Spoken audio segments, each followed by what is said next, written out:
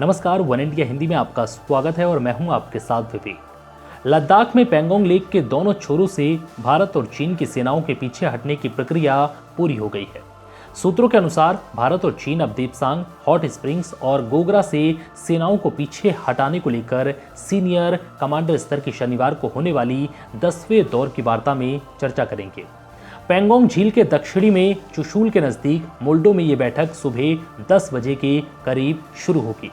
सेना के सूत्रों ने बताया है कि चीन की सेना फिंगर 8 के पीछे चली गई है और भारत की सेना अपनी पुरानी वाली जगह यानी कि फिंगर 3 के पास आ चुकी है।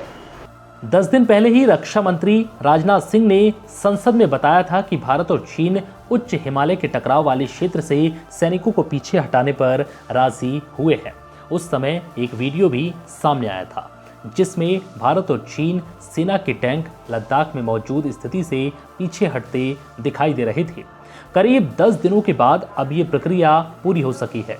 14,000 फीट की ऊंचाई पर स्थित पैंगोंग सो झील के पास करीब साल भर तक तनावपूर्ण स्थिति के बाद अब दोनों तरफ की सेना पीछे हटी है।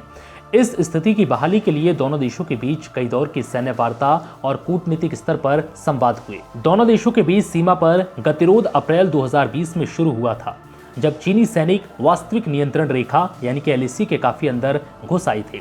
चीन ने पहले कहा था कि उसके सैनिक उसके अपने इलाके में है और उसने भारतीय सैनिकों पर भड़काऊ कार्रवाई का आरोप लगाया था।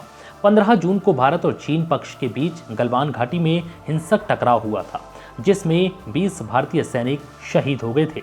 दोनों देशों के बीच 45 सालों में पहला खूनी टकराव था। इस खूनी जंग में कई चीनी सैनिक भी मारे गए थे। वहीं चीन ने अपने मारे गए सैनिकों की संख्या की पुष्टि नहीं की थी, लेकिन अब चीन की पीपल्स लिबरेशन आर्मी पहली बार आधिकारिक तौर पर यह स्वीकार कर रही है कि पिछले वर्ष पूर्वी लद्दाख की गलवान घाटी में भारत की सेना के साथ हुई झड़प में उसके 5 सैनिक मारे गए थे।